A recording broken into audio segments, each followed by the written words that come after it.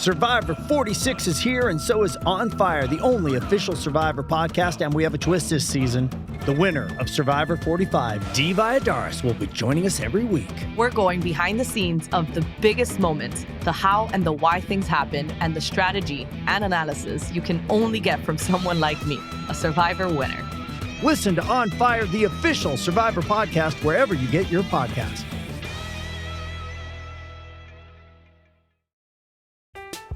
I'm Alex Rodriguez. And I'm Jason Kelly. From Bloomberg, this is The Deal. Each week, you'll hear us in conversation with business icons. This show will explore deal-making across sports, media, and entertainment. That is a harsh lesson in business. Sports is not as simple as bringing a bunch of big names together. I didn't want to do another stomp you out speech. It opened up so many more doors. The show is called The Deal. Listen to The Deal. Listen to The Deal on Spotify. Introducing Royal Caribbean's newest ship, Icon of the Seas, the ultimate family vacation. The ultimate 6 slides, 8 neighborhoods, 0 compromise vacation. The ultimate never done that, can't wait to do it vacation. The ultimate chillin' by a different pool every day of the week vacation. This is the Icon of Vacations. Icon of the Seas, arriving in 2024. Book today. Come seek the Royal Caribbean. Ships Registry, Bahamas.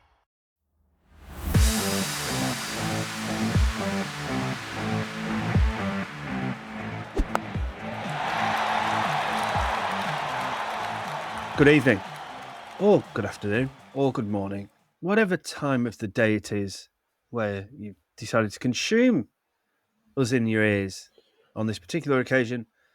It's a pleasure to be with you. Tonight, I've chosen the old Jamaican lager beer, as it says on there, with the red stripe, of the red stripe variety. A number of reasons to be raising that this evening. Firstly, Mr. Anderson, congratulations. I was going to say my friend, don't know him, but 700 wickets, what a phenomenal achievement. Something that will never be bettered, you would think, as a seamer. I can't see anybody getting even close now that Stuart Broad's retired. But in sadder news, 2 industry legends have left us this week, Charlie French and Duncan Fernley. So Godspeed to those 2 guys, two of the good guys from the industry have departed this planet, and it's a sadder place without them. Gentlemen, how the devil are we? I know you 2 managed to catch up for... Actually, I don't know if you did catch up on Saturday. You were due to catch up, but that didn't work because Eugene was still in bed and Simon just forgot, which is something that Simon does regularly. But you both went to watch the English hammer. And I only say that for my wife's benefit because, as we all know, she's Irish. She's actually not spoken to me since England beat Ireland in the rugby, and it's been an absolute pleasure. But how was the game, chaps? It was a very good game of rugby, to be fair. I know England won, but it was just it had a bit of everything, to be fair, the game did. Some very good attacking play, some very good defensive play. But yeah, it was just a very enjoyable place to be for a couple of hours on a Sunday afternoon, especially when Marcus Smith... Everyone's raving about the drop goal. I mean, it was the definition of a free go. But you've still got to get it. So, and he did. But no, it was a wonderful afternoon, to be fair. What did they... So I'm interested then in something that you've just said. Did they play again on Sunday and just repeat everything just for you? Because I was pretty sure the game was on Saturday afternoon. I said Saturday afternoon, didn't I? No. Ray said Sunday. Anyway, yeah, sorry. That's just me being a prick. and by now, you 2 certainly know, and most of our listeners know, I just can't help it. But Eugene, how enjoyable was the game for you? It was more of a neutral, I would guess. Yeah, very much a neutral when I watched it. A couple of misspoken words, as you rightfully pointed out, Jono, with the number of the English calling the Irish the best team in the world.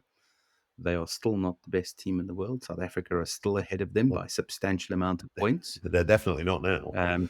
Yes.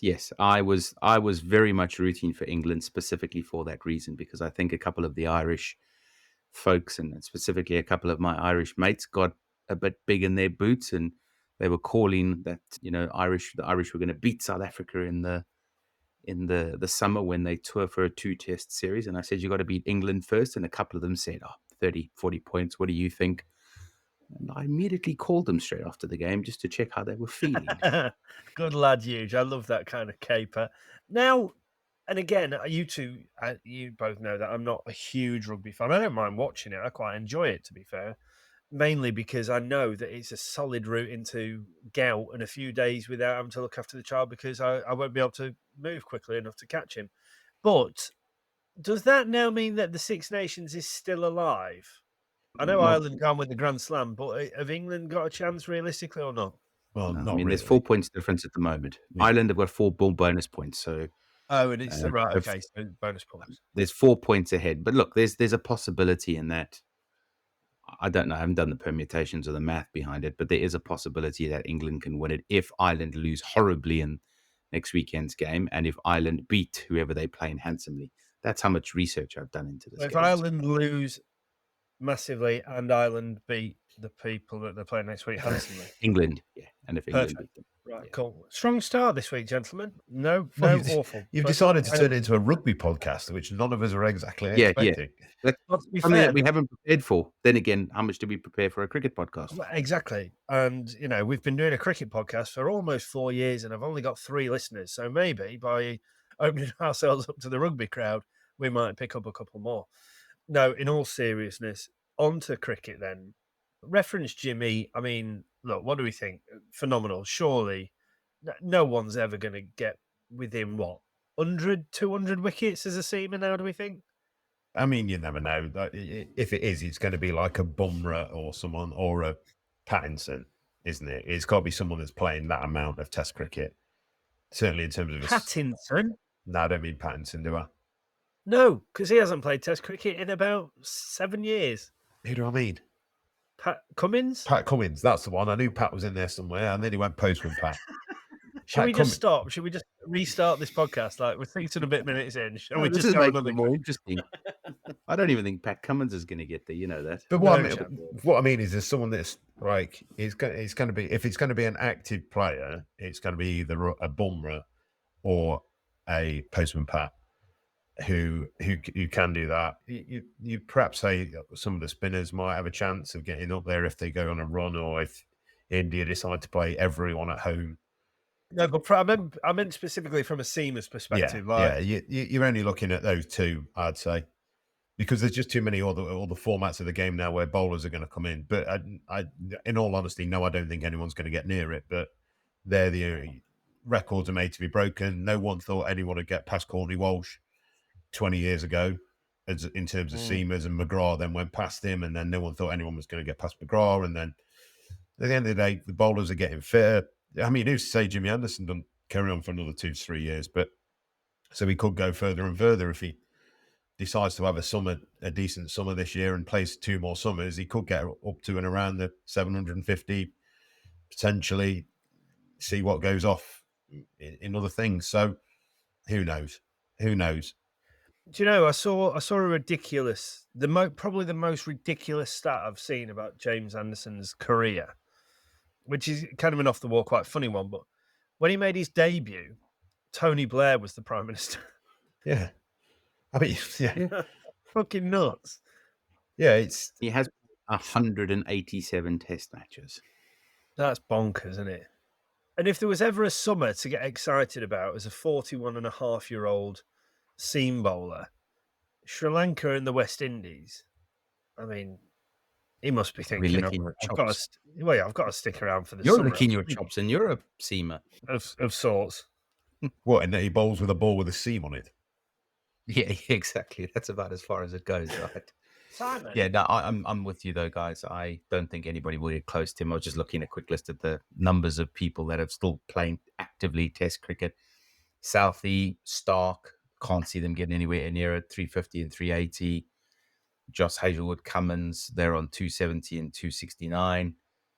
No seamer will get close in our lifetime. Put it that way. I don't think that'll happen.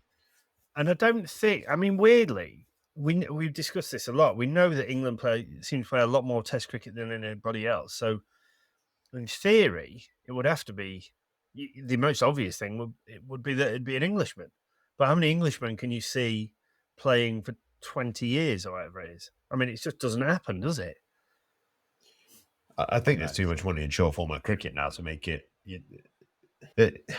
It's an easy win to get a bowler. If you're a young bowler now, you're not taught to run in and do what Jimmy Anderson was taught to do.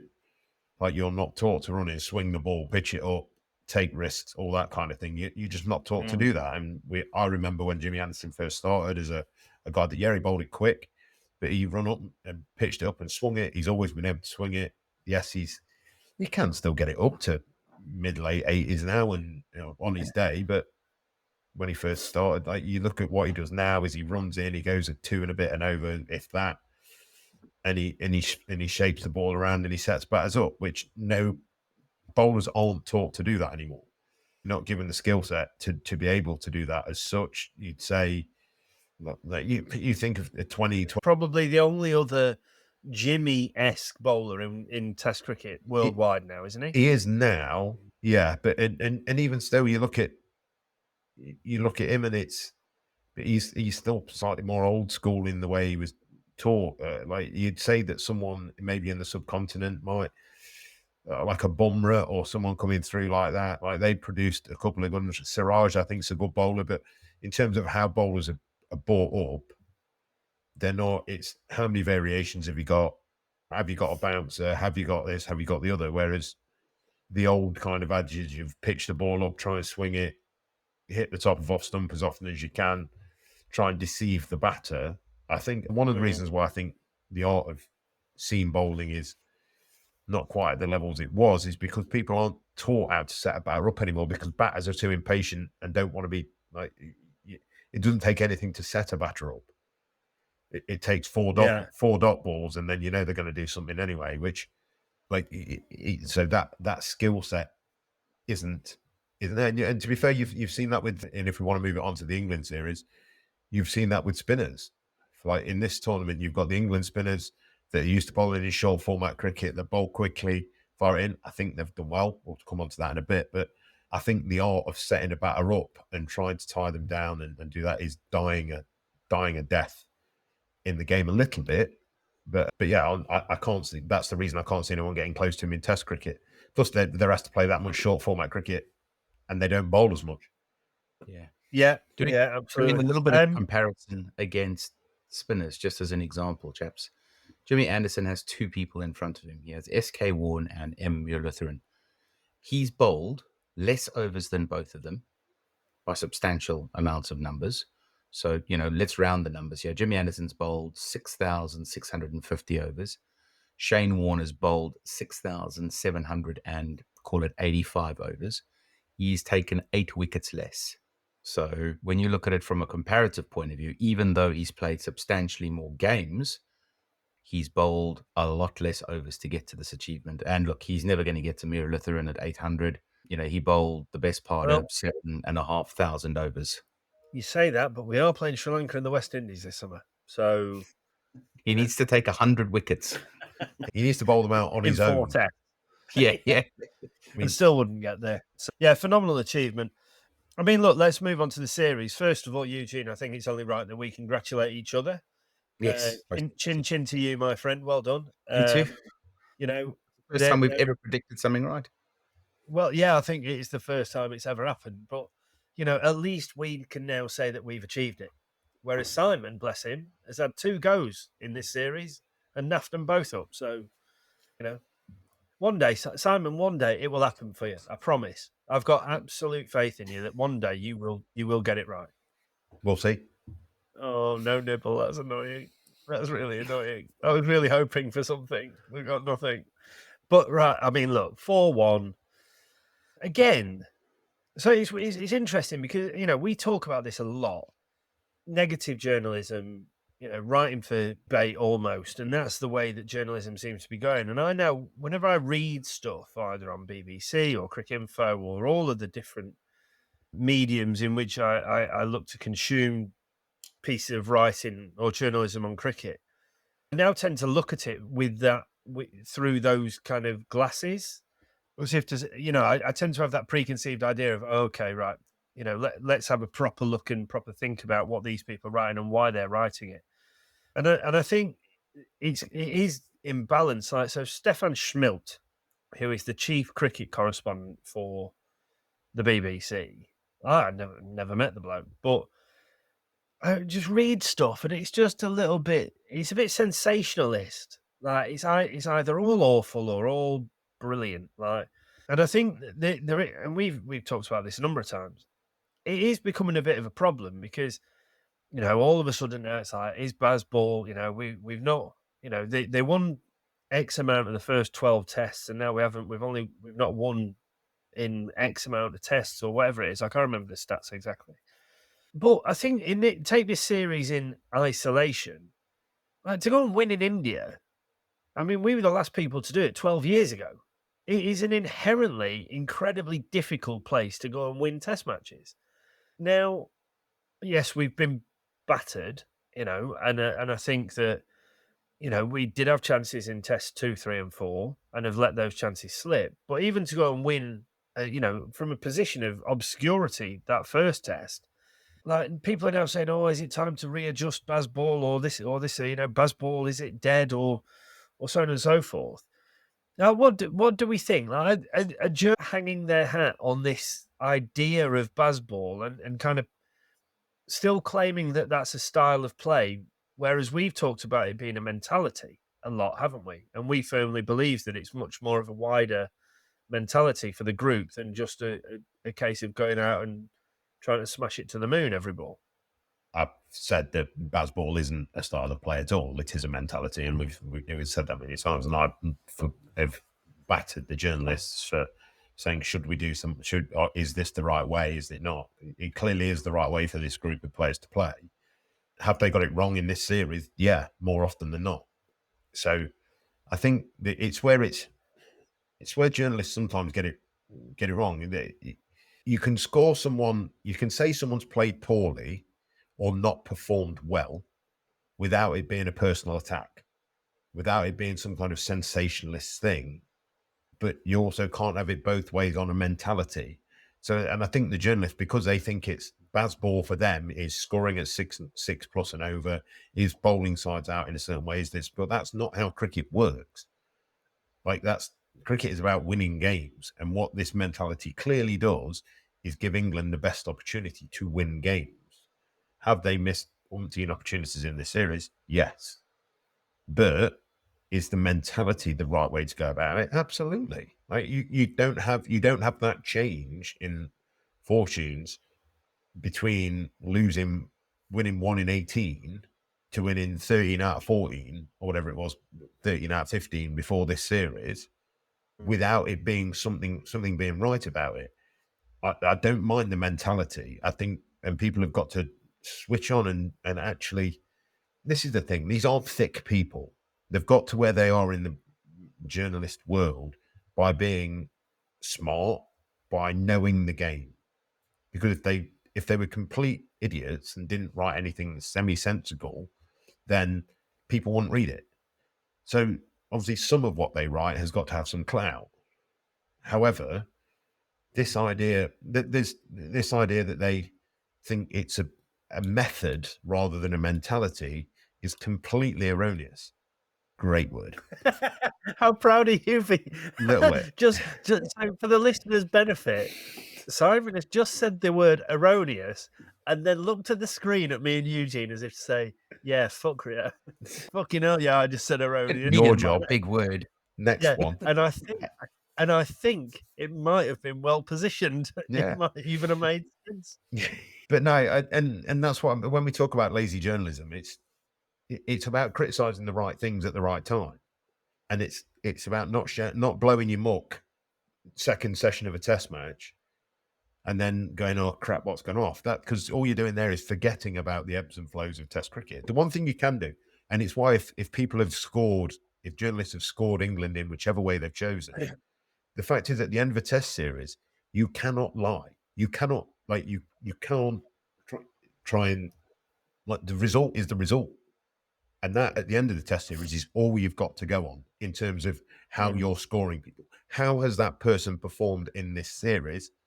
And that's easy for everyone to see. You can see that Zach Crawley scored X runs at whatever, that Ben Foakes has taken however many dismissals with whatever.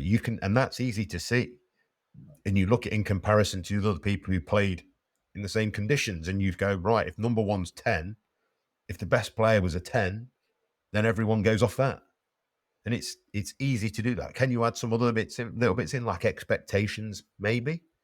Right, but that's where your individual bits come in. So, look, I think this brings about, and no doubt when we play against the West Indies or Sri Lanka in the summer, and Zach Crawley's got 285 by T, and England have declared, and Sri Lanka are 7 for 5.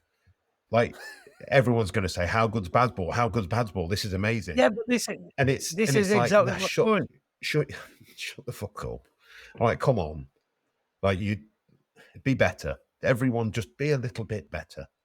Well, that's exactly my point. Because sorry, Huge, wait, that is exactly my point. Because we will come to play 2 of the lower ranked Test sides in the summer. Probably have a really good summer, and then everything will be rosy again. And it's almost like, well, no, where's the balance? I don't know if that was something you were going to come on to then, Huge. No, for me, I don't understand why everybody's going on about Bazzball. It's exactly what the Aussies were doing when Mark Waugh and John Buchanan were captain. Why didn't they call it? Sorry, Steve Waugh, not Mark Waugh, but Steve Waugh and John Buchanan, because they were scoring at 5, 6 and over in the late 90s, early noughties. So, I don't understand why this is such a big thing. It's just, I mean, even when you look at the series, the English players did relatively well, bar a few, with the exception when it comes to batting. I will say that. When it comes to bowling, we just didn't have, or the players, they just didn't have a Glenn McGrath and a Shane Warne and a Jason Gillespie used to take all the wickets that the Aussies used to, like in this series, the Bumrah, the Ashwin, I can't even remember who took all the wickets. Yeah, Jadav. So from my perspective, it's just they were better in every single aspect. It's got nothing to do with the mentality or how they could have played. The argument should be, how do we make sure that people can compete against India in the future as a world 11, never mind an English 11. I just think India is so much further ahead than anyone else at the moment. I don't know why they're going off about it. And like you rightfully said there, Jono, come to the summer and, Sri Lanka and the West Indies get a whooping from England. Everybody's going to be going, it's just because, it is what it is. I mean, the comparison I will add here is you look at New Zealand, how they played against that South Africa side and gave them a pretty bad, smacking. Australia, and I know we're going to talk about this later in the pod, but Australia have just given New Zealand a pretty good smacking. So it just shows you that the Aussies, the English, the Indians, you guys are the best 3 in the world. And it just happens to be, well, we can decide who's second at the moment, but India are top of that trio. Especially in India as well. I mean, I know you want to come in. In Indian conditions, India are so good. And I'll tell you what is scary. Like, you can't really say that England, you can't bemoan England's injuries or, who they could select and stuff, because you look at, we have been dismantled by an India side with no Kohli, no El Rahul, no Pant, and look at the depth and no Shami, the quality of what they've got coming behind. And I know, over the years of this podcast, we've talked about the fact that there is no fear because these guys cut their teeth playing in front of 100,000 people in the IPL. So you go and play a bit of Test cricket as the pinnacle of the game. Well, these guys are going, 6 months ago, I was playing in front of 100,000 people at Eden Gardens on a Tuesday night, 9 players 10th in the IPL. Like this is almost easy. So, Simon, just before we move on, you look like you wanted to come in and say something, but yeah, I mean, there's also some things that need to be put in perspective, and this is when people are rating like the England performances. The Indians have rocked up with a massive change at number 3 because they've got rid of the guy that scored millions of ones, the new Dravid, and they're bought in Shubman Gill. Pujara. They've got rid of him. He's decided no, and they're bought in Gill. So if you think about this side that's now gone, no Pujara, no Kohli, no KL Rahul, no Pant, no Mohammad Shami. I mean, that side would beat the current England side. Shreyas Iyer looked in the worst nick he's looked at since he came into international cricket. So you're going to say there's 6 from the side that played last summer that would have been playing, that played in the World Test Championship final and all that kind of stuff. They rested Bumrah for one game and still battered us. Yeah. This is what I mean. There's a time and a place to be negative and have an honest assessment. This England side have been battered, to be fair. If you take that first test out, there's not great stats in most of this. Mm. And they have been battered by what fundamentally 6 weeks ago was India A. Yeah. Yeah. So I completely disagree with the people that sit there and want to berate Bazzball and all that kind of thing. When you do an honest assessment on these guys' performances, and I've based my scores, we'll go for it in a minute, I'm sure. I've based my scores around 1, a little bit of expectation before the series, and 2, their actual performance within the series. That's how I've formulated mine. So you stand there and you go, right, the expectation before the series, the only reason you guys gave England 1 is because there was no Kohli, all these guys were out. Yeah, Roll played the first test. They then lost more players. So we've actually, I mean, I got it completely wrong and that for me is why I've said I saw the squad that India had, and then you go into the second test and you go, right, they're now even weaker. Yeah. You're thinking that second test, then Ashwin goes down in the second test as well. When everyone got excited. And it's like, hang on a minute, you couldn't find, they've got, Rohit Sharma, who at the start was in woeful nick. People were talking about the fact, does he deserve his place? So we've come up against 2/3 of the best Indian side available. Scoring 400. And so average what? 45, scoring 400 runs. Yeah. I mean, you look at the last 2 tests and he's got 200s, or whatever it is. But you sit and look at it and go, if you're not going to beat India, especially at the minute in India, against that Indian side, you ain't going to beat them. Yeah. That is the weakest Indian side I think I've ever seen on paper. I've ever seen for a home series. You can go back through it all and they will beat every side in the world right now. Yeah. Yeah, 100%. I'm Alex Rodriguez. And I'm Jason Kelly. From Bloomberg, this is The Deal. Each week, you'll hear us in conversation with business icons. This show will explore deal-making across sports, media, and entertainment. And that is a harsh lesson in business. Sports is not as simple as bringing a bunch of big names together. I didn't want to do another stomp you out speech. It opened up so many more doors. The show is called The Deal. Listen to The Deal. Listen to The Deal on Spotify.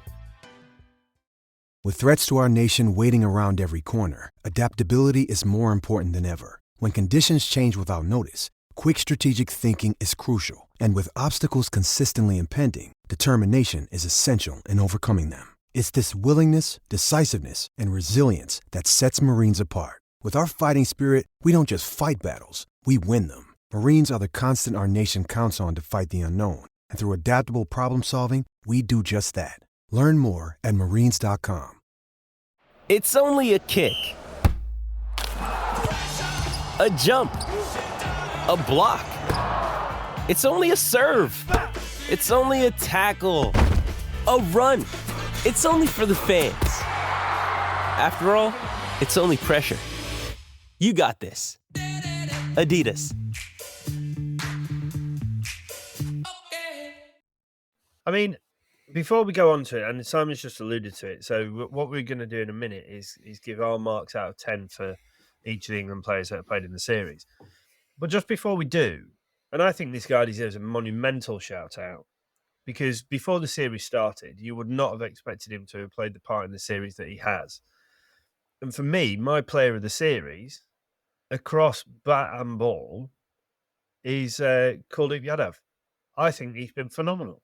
Like he got, what did he get? 24 off 100 and some balls in one game and it just the way that, I mean, Ben Stokes has played a lot of cricket and he's a phenomenal cricketer who has just been made to look stupid by this bloke.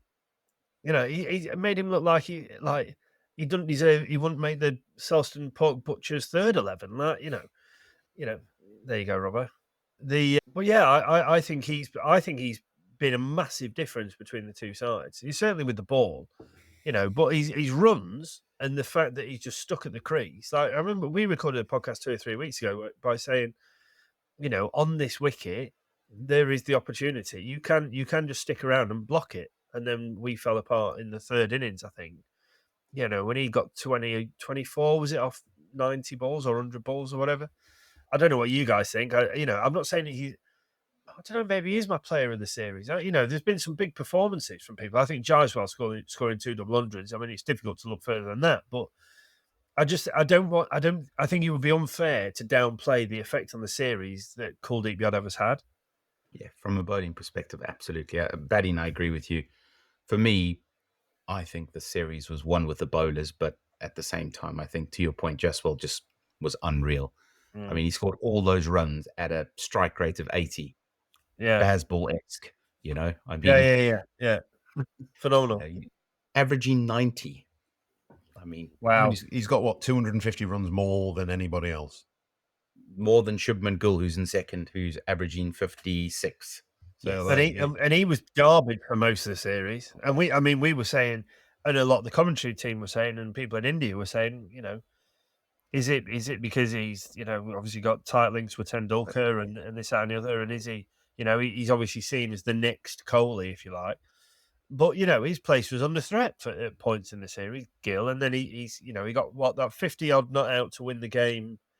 Was that Test 3 or Test 4? And then he's certainly got at least 100 in the series. 200s, yeah. 200s, yeah. So, he's come back well. Right, I'm just aware that time's pushing on, so let's get on to this, because I know we want to talk about Australia, New Zealand and what have you. Right, we're going to go through in batting order.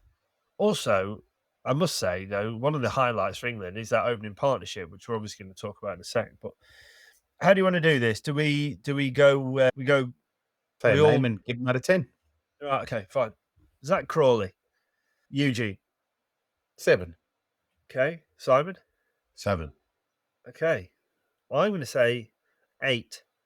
And the reason that I've gone differently from you two, although this may have been consideration for you two, is that I think we were still to be convinced by Zach Crawley going into this series. Yes, he's, since the advent of this new mentality and style of play, since the captain and coach came in, he has done better than his very shaky average previous to that. But I think, to go to India and perform the way he has, I'd say the one disappointment is that I think his high score is 79 in the series, and he's had an opportunity to really push on.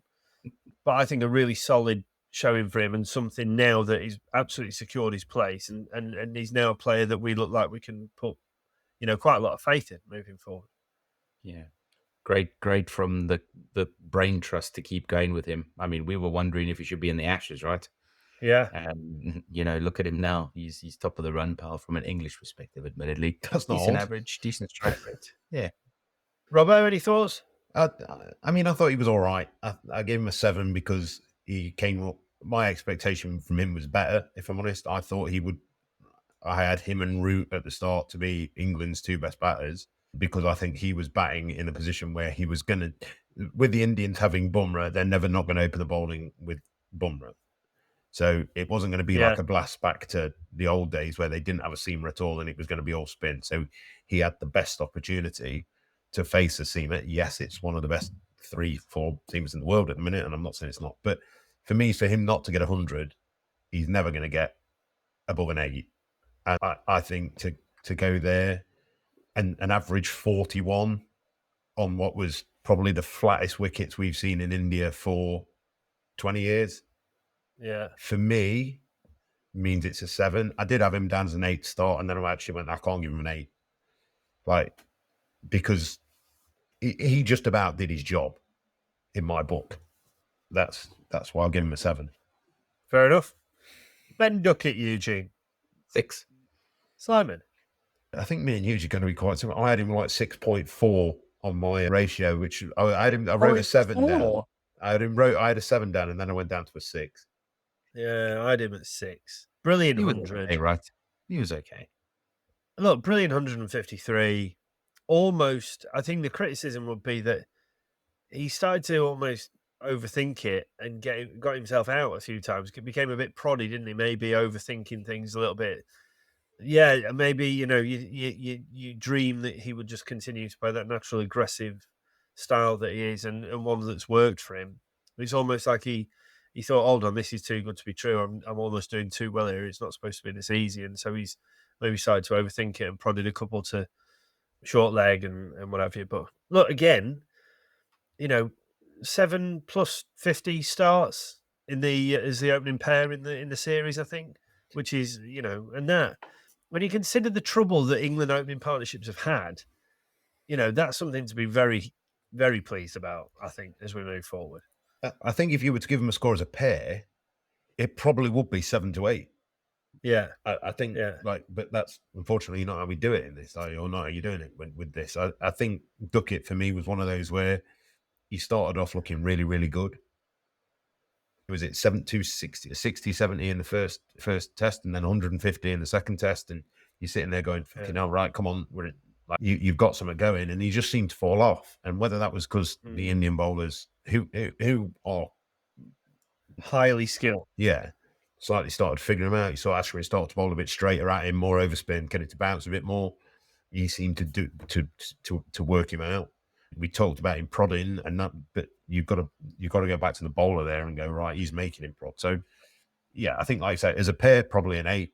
Individually, 6 and 7s. I think it's probably fair. Ollie Pope, Eugene, 3. Simon, 3. Oh, right. Okay. And I'm giving him 2.7 for one innings. Yeah, exactly. Yeah. No, I went 3 as well. And again, brilliant winning innings in that first test. But I was almost like, is it a 2? But then I thought you can't have someone who wins a match, through one innings and give him a 2 for the series, because that is completely harsh, and unfair. But even in the first innings of the first game, I don't know if you can remember, but he looked nowhere. He looked like he was playing The Floor is Lava.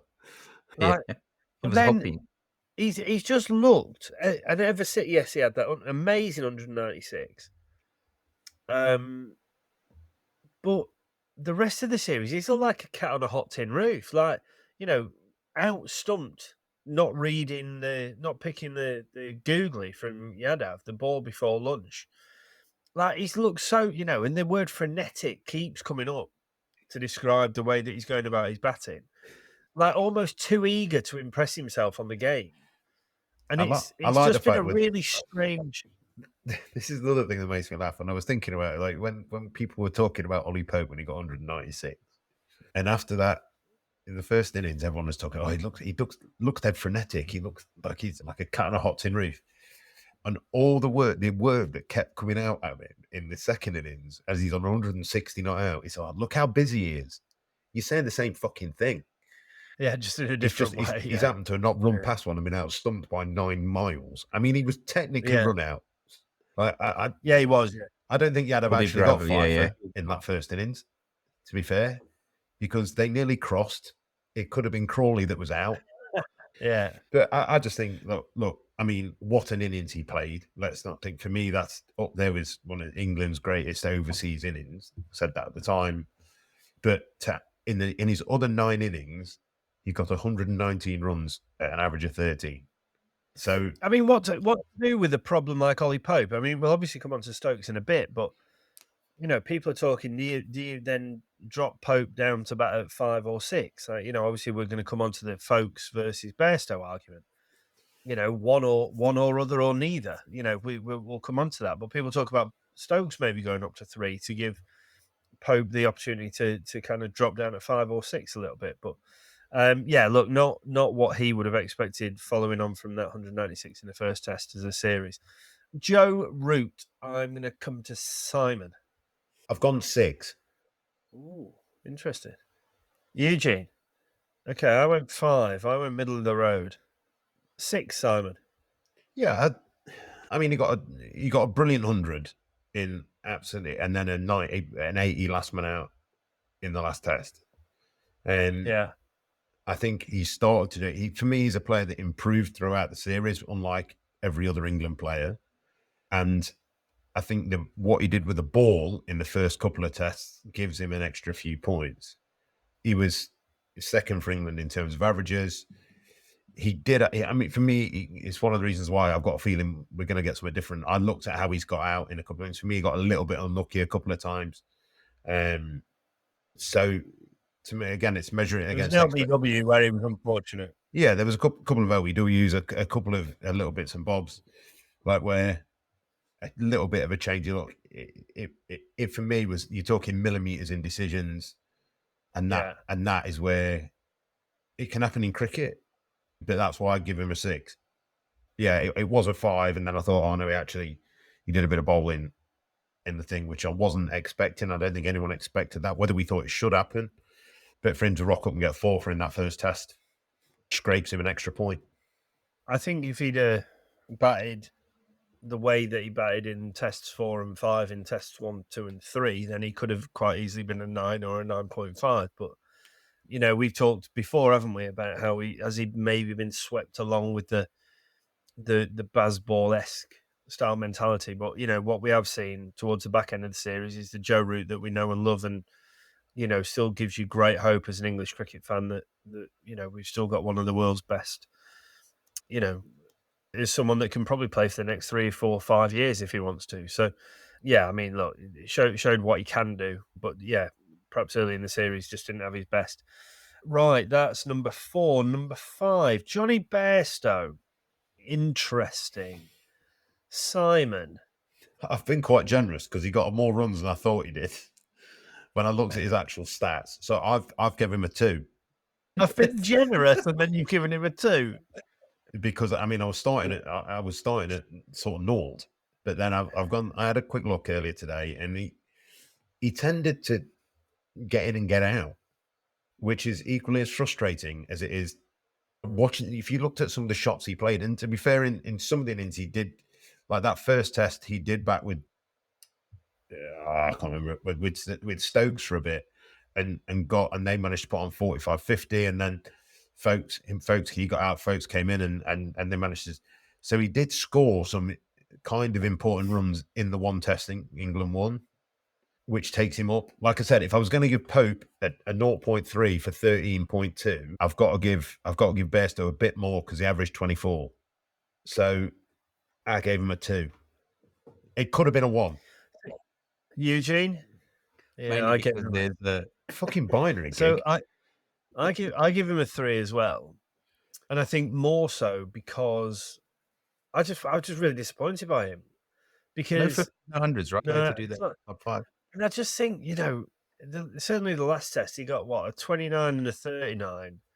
It's almost like, do you remember a while back I had a bit of a pop at Anu Shrubsole for what I referred to at the time as the most selfish innings I'd ever seen in a final game. It was almost a little bit the same with Johnny, because it was almost like, well, it's my 100th test. I'm under no pressure. I can just come out and kind of play as I see fit. And I just feel, no, it's not about you, mate, and the way that you want to play. It's about, you've still got to try and dig in and do a bit of a job for the side here. Now, if he thinks that the way in which he went about it was the best way to try and win the game, then he's deluded. And I was just a bit. He's so combative and so intense at times, and so brilliant at times, and has been brilliant for England over this last 2 years. And he is the man that's kind of had to bat in every position for England and don the gloves at times and have the disappointment of losing the gloves at times. And he is a bit of all things to all men, and credit to him for that. I've just been a bit disappointed with the way in which he's gone about some of his innings, and then you kind of see him get out playing another big shot. You're just like, oh, Johnny, not again, mate. You're so much better than that. But yeah, I think a 2 or a 3 is a fair reflection on the series. It's partly about expectation for me. Like, I expected him to be one of our better players. I mean, you look at how he's played spin during this Bazzball era. You look at, it's not his first tour. He's obviously played 100 test matches. It was that expectation that I think for him to get middle of the road score for me of like a 5, I was kind of minimum going to expect him to sort of get 320, 330 runs at 30 30 whatever. Yeah. And you'd go, all right, yeah, he's been reasonable. Solid. Yeah. Yeah. But it was just you felt watching him that he was just getting at any minute he was going to get out. Any minute he just didn't, which is totally everything not what he's been in under Brendan McCullum and Ben Stokes. You thought you've seen him come in and go, right, the game's going to change it. The game is going to change.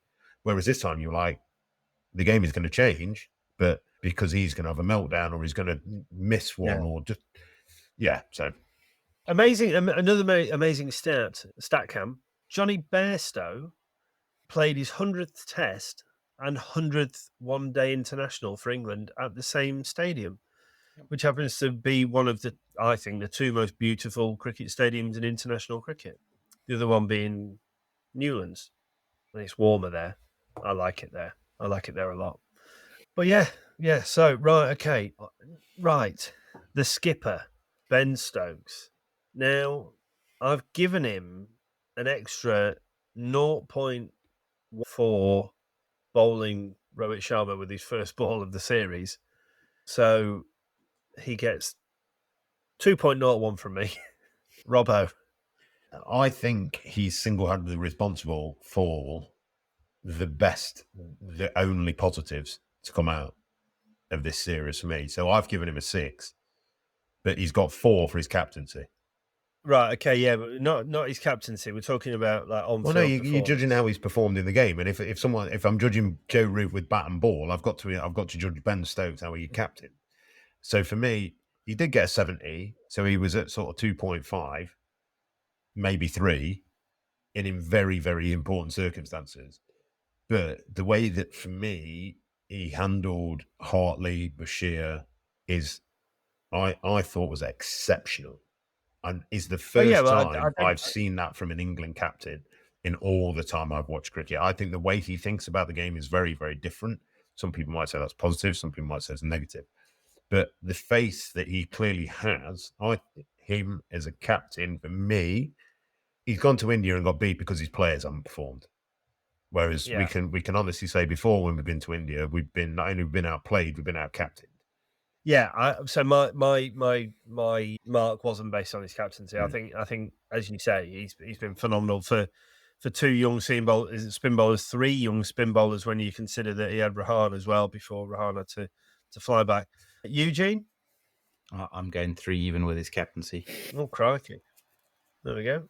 Yeah, I mean, he just he averaged 19 with a ball with a bat. He bowled 1 over. He should have bowled more. Just didn't put the team before himself, unfortunately. Might be a tad he averaged less with the ball at 17 than he did with the bat. So genuine all-rounder. Yeah. That's what you're after. Again, one of the defining factors was Kuldeep Yadav faced more balls than him. So you look at it from a data point of view, he didn't do particularly well. But I'm sure he'll bounce back and score 1 million runs against Sri Lanka. No, he won't, because he'll have declared by then, because we'll be on 3,412 to 1. Yeah. No, probably not. Right. Ben Foakes. Eugene. I'm getting 8. Simon. 5. Okay. See, I think a strong 7 for me. And it'll be interesting to hear why you two have given the marks you have. I've personally I think his keeping is unbelievable. You look at some of those catches he's taken up to the stumps off thick under edges. Like, he is different level as a keeper. Yes, I don't think he didn't get a 50. I think his high score was 47. He's had to bat with the tail a lot, in some tricky conditions. Like, I'm not saying that I think he should necessarily be. Well, I've been shouting for him to be England's number 1 keeper for years now, but it's difficult to know what they're going to do there. There's talk of James Rue from Somerset. There's talk of Jamie Smith from Surrey. Maybe if they want to go in a bit of a different direction and they get rid of Foakes and Bairstow altogether. And this, if there was a summer to do it, you'd probably say that this is probably the summer to do it.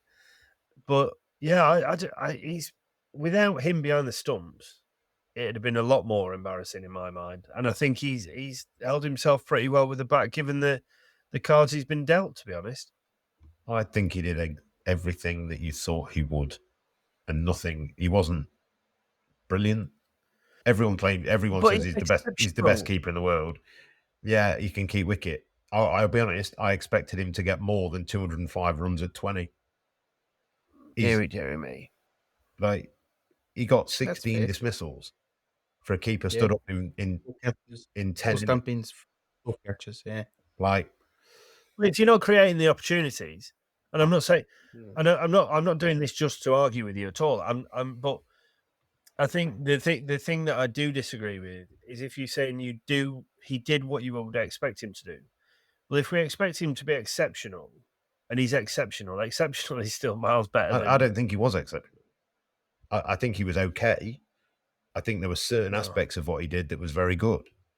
Like, was he as good as when he went to the tour to Sri Lanka? Absolutely not. Like, not even close as a batter or as a keeper. But you're not facing the same attacks, and you're probably a bit easier. I'm not saying you are, but was he infinitely better than the people in the opposition in his position? No. In fact, massively no. Because as a keeper, he was on a par, and as a batter, he got massively out-battered. So I thought, again, for me, I expected more of him, especially as a batter. He completely, when the wickets got flat, for me, he didn't have a shot. He didn't have an out. Once they'd figured out that he had a sweep, and the bowlers are plenty good enough and they bowled in places and set fields that took that away from him, he didn't have an out. He couldn't rotate the strike. He couldn't get the non-batters off strike enough, and he couldn't score quickly enough. He couldn't score when he was on strike. So within this current England setup, you would see him as limited with his batting. I expected more from him, and like I say, was he okay? Yeah. Did he do better than Zach Crawley? Absolutely not. He did with the gloves.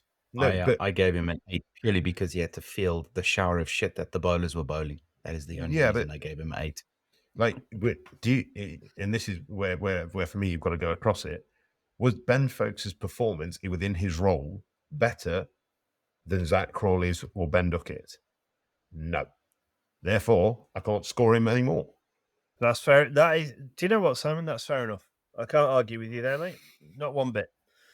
Right. I mean, I've just looked at the recording time, and yeah, but the first 10 minutes of this is going. But now people, if it does, then people are going to be like, "What was said in the first 10 minutes?" Because you're just smart enough to delete that bit as well. Right. Okay. Bowlers. Rohan.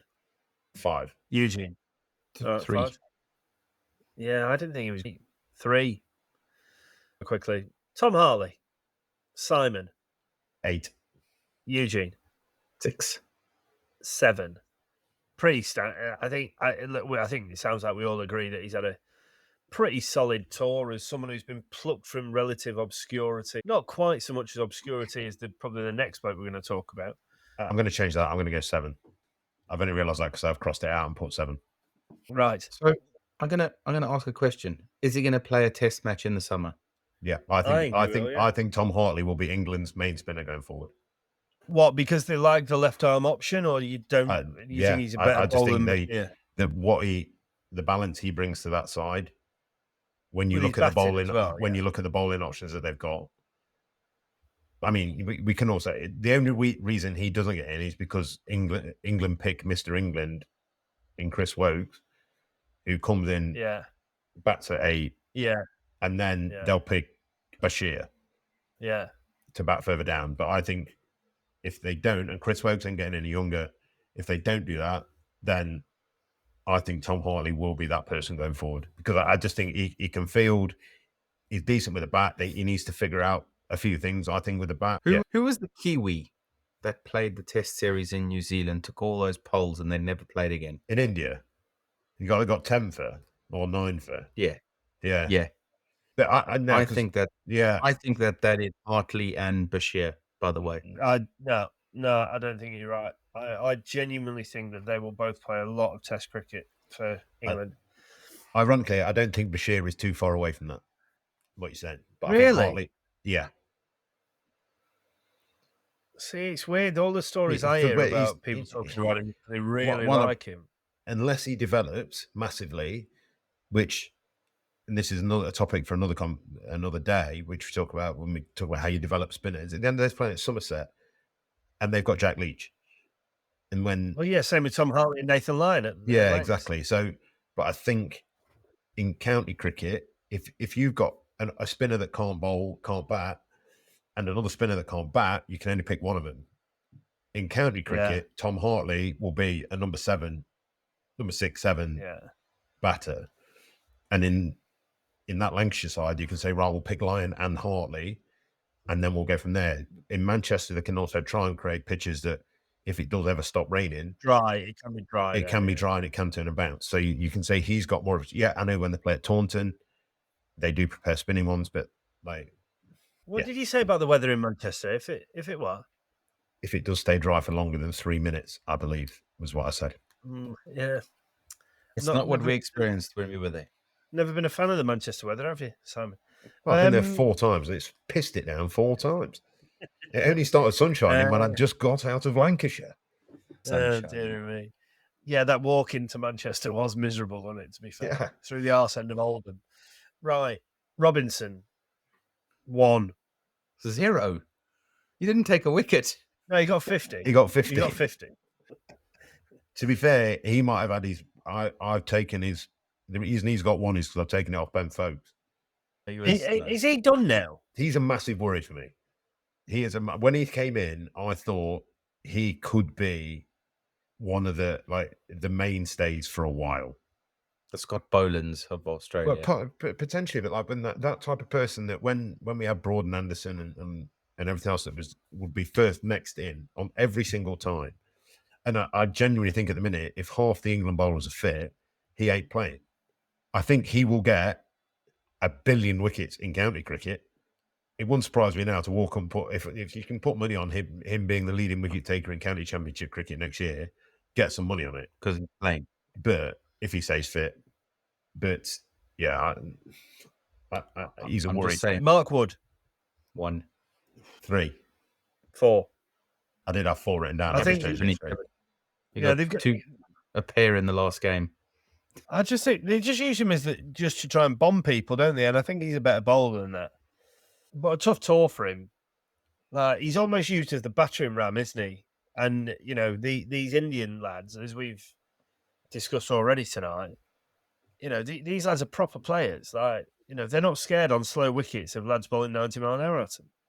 He seemed to have a thing, and this is my inner geek fast bowler coming out, where a couple of times he loses his front leg, and not as in when he used to fall over, but he collapsed his front leg, and he bowled quite a bit of floaty stuff, which it couldn't be any further from what Mark would normally bowl. He seemed to, his front leg didn't brace, it then collapsed, and he bowled some, when Sarfraz was absolutely ponging him everywhere. All of a sudden, I tell you what, he looks useful. That semi-umpa-lumpa looking fellow. He does look very, very useful.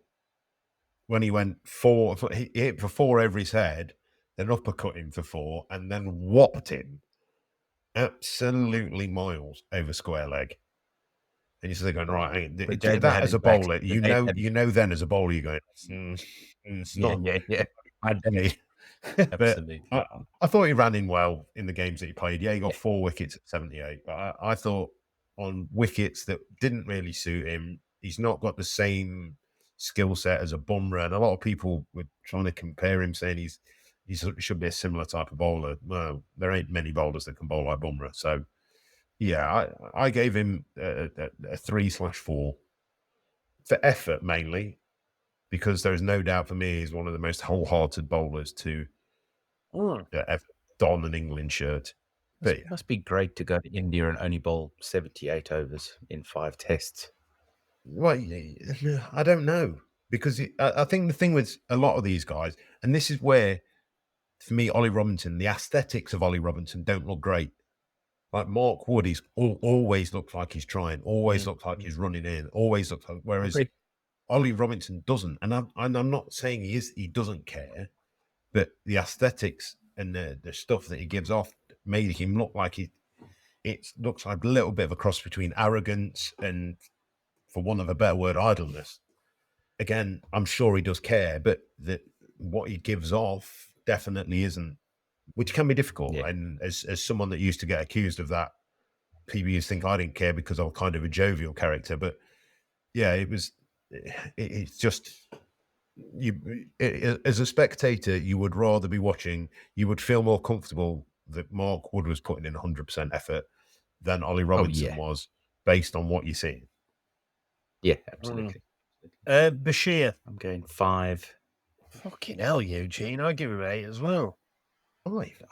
I mean, when you look at it, he only took 17 wickets in 3 and tests. He bowled all of those overs. Yeah. At an average of 23. I mean, I think what was his economy? His economy felt quite high. I might have that very wrong, by the way. I didn't think that test was his 6th first-class game. That's why I'm giving him a 5, because I've got nothing to go on. It could have been really good.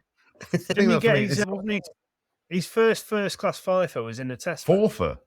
He'd never got more than 4 wickets in a first-class game. Yeah, first-class innings. There you go. And this is why I was saying to you, I just feel that he's going to be an Indian test player, and that's that. We won't see him again. No, I think that's more of a Rohan. Disagree. I think Rohan might play more in England conditions because he bowls flatter. I'll be honest. I can see Rohan just going short format cricket, and I think he'll be brilliant. I think he'll be absolutely brilliant. Now we get to the really important number. What, Jack Leach? 6. What do you reckon? I'm going 8. Yeah. I really rated him. I thought Jimmy had a great series. I mean, I know he took 10 wickets, but he did a holding pattern. Which is why I originally had him down for a 7. But then, given what I gave everyone, I went through and gave everyone a score, wrote their stats down, and then went, right, how does that, do I think that player played better than them? Bearing in mind that for me, Jarswell was player of the series and he was a 10. You got Ashwin and Kuldeep that are then probably 9s, and then you're going from there.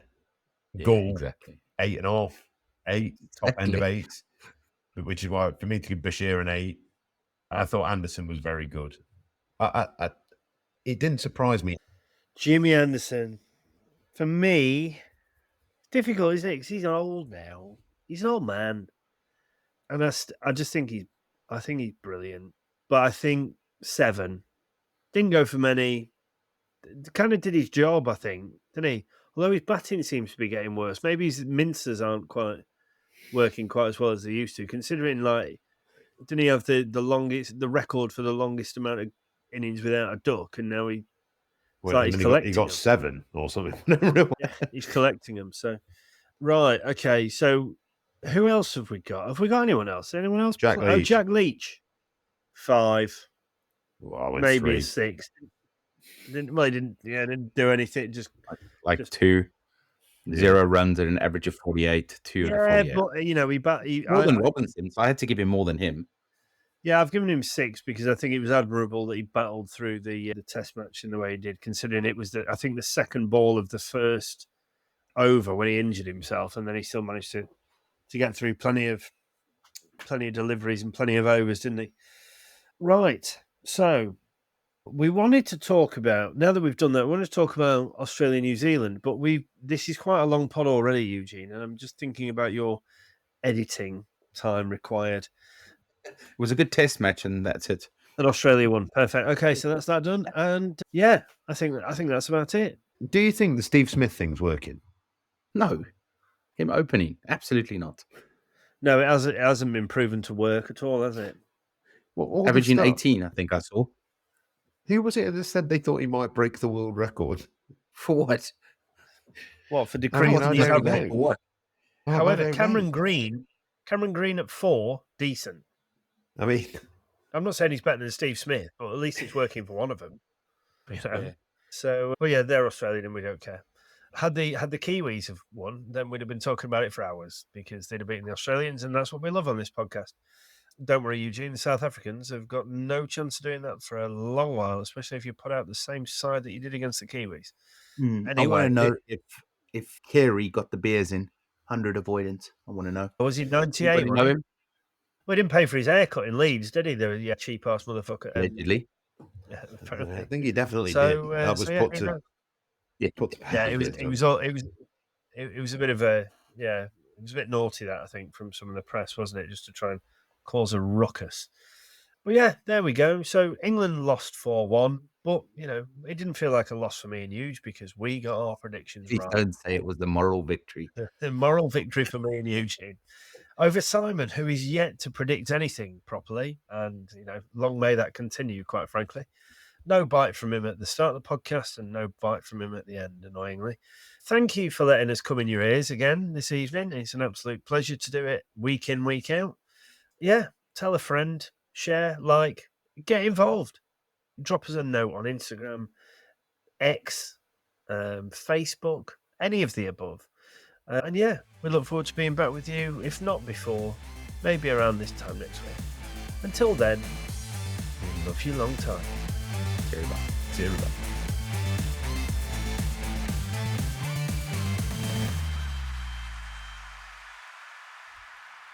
Sports Social Podcast Network. With Lucky Land Slots, you can get lucky just about anywhere. Dearly beloved, we are gathered here today to... Has anyone seen the bride and groom? Sorry, we're here. We were getting lucky in the limo and we lost track of time. No, Lucky Land Casino, with cash prizes that add up quicker than a guest registry. In that case, I pronounce you lucky. Play for free at LuckyLandSlots.com. Daily bonuses are waiting. No purchase necessary. Void where prohibited by law. 18+. Terms and conditions apply. See website for details.